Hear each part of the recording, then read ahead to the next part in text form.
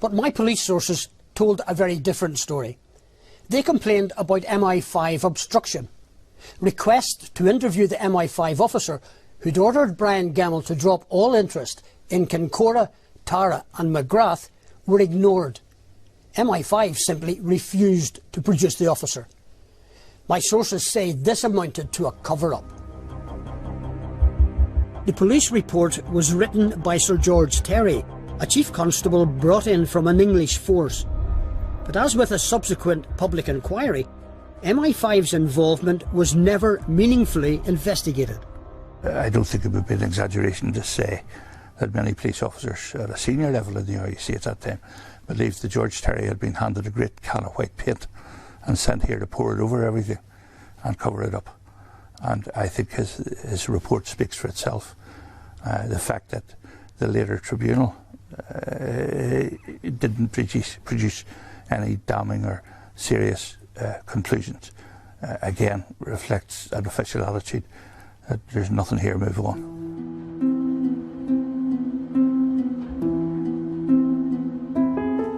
The big question remains, what was so important about Kincora that had MI5 involved in a cover-up? That is the question to which all of Northern Ireland still awaits answers, and particularly the boys who were abused in that home await answers. There has still been no real accountability apart from the 3 workers who were found criminally responsible. There's been no other accountability for those who perpetrated the abuse, or indeed potentially those who authorised it or who organised a subsequent cover-up.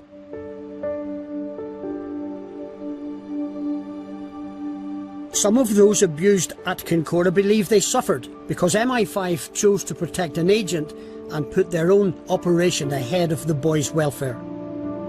I'm aware that there's a section within the security forces who will use any means to achieve their goal.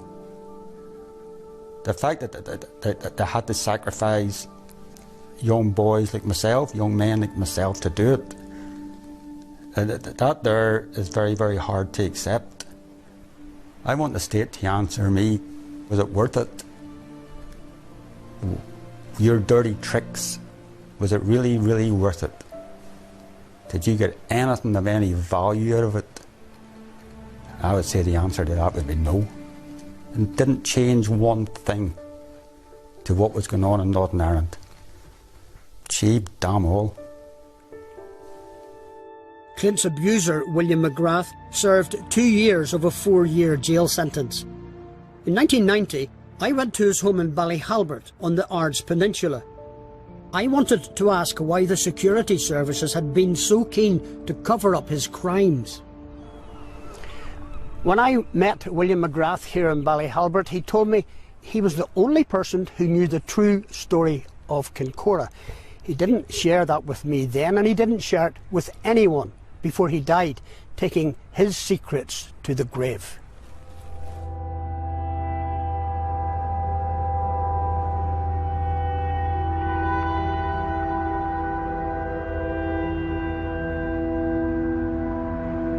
Significantly, all the inquiries into Kincora have said the abuse started and finished in the home. All were adamant there was no paedophile ring.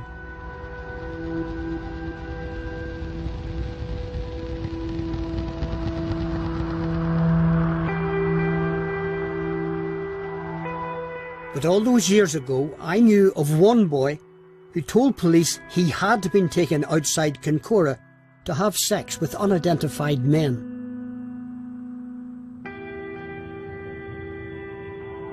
His story blows apart the official version that has persisted for decades. 32 years ago, at the conclusion of the Kincora trial, I tried to trace a number of the former residents in Kincora. One of the boys I was particularly keen to speak to was Richard Kerr. I didn't find him then, but strangely 2 months ago he got in touch with me from his home here in Dallas.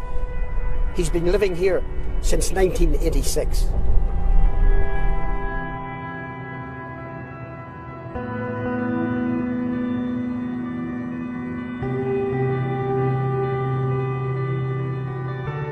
It seemed he was ready to talk about his life in Kincora.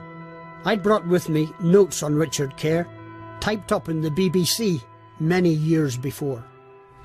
These are some notes that I've managed to keep in files. The date at the top of these notes is the 31st of October 1983, and this is the section that I find most interesting because it refers to diaries that I had access to for a time, diaries that were kept in the drawer of the desk in the office at Kincora. And in this it tells a story about a boy from West Belfast being released on a number of weekends to an address in West Belfast. And, you know, there's nothing wrong with that, except that the address doesn't exist, and according to local people I spoke to, that's what I've written here, it has never existed. But the false address did not help me find Richard Kerr in 1982. What I didn't know then was that he'd already left Belfast. The name of Richard Kerr is prominent in here. He had a very important story to tell. If you read these notes, it's taken me a long time though to hear that story.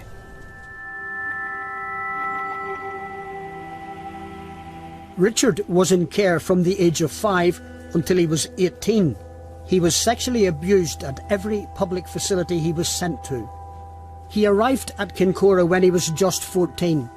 Warden Joe Mains appeared to have an interest in Richard's welfare. I got close to Joseph Mains. He was the head warden of Kincora. And one night he invited me down to his office. And then he invited me to his room. And then he would talk to me and told me that I really care for you. I really like you. He made me feel special that first evening. He offered me some whiskey. And then he had some whiskey.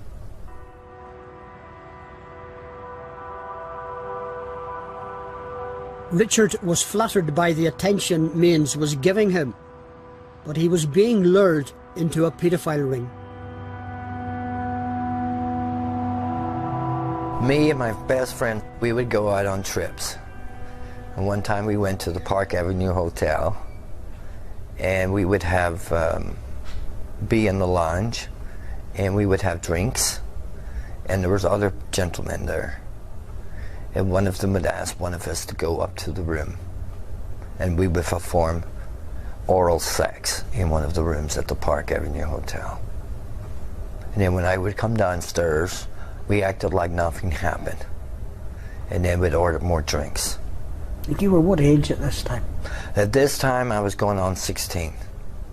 I was not 16, but I was in my 15th year. Were there other places that you were taking? No, there was other places. There was a hotel in Portrush. I do not know the name of that hotel, but I do know it was on Main Street.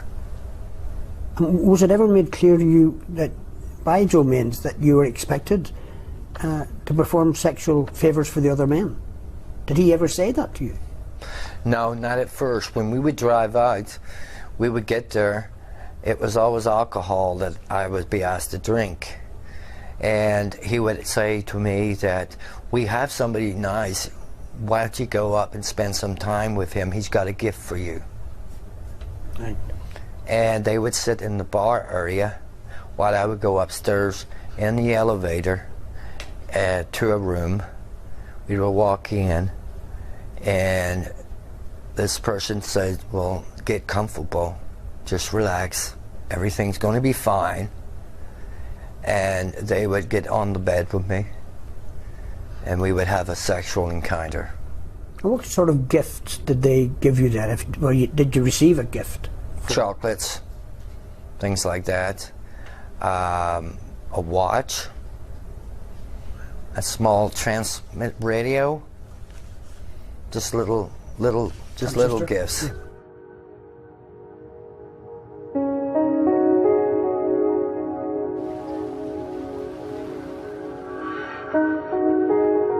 The years of abuse have left Richard very damaged and in need of professional help. When you're dealing with people that have his kind of problems, they don't recognize the post-traumatic stress disorder type of situation which he has. Those who have gone through the kind of extraordinary stress that he has had do display these symptoms. And in some cases, they don't display them until later in life. They're able to adapt to the type of abusive daily routine that seems to be ordinary. And then once they see that it's not ordinary, then it becomes one that they are feeling guilty and shameful about. It was clear the boys in the hostel, like Richard, felt trapped and alone. I would talk to my friend when we were in our bedrooms at night, and he said, "It's always best not to say nothing, Richard. Nobody's going to believe you."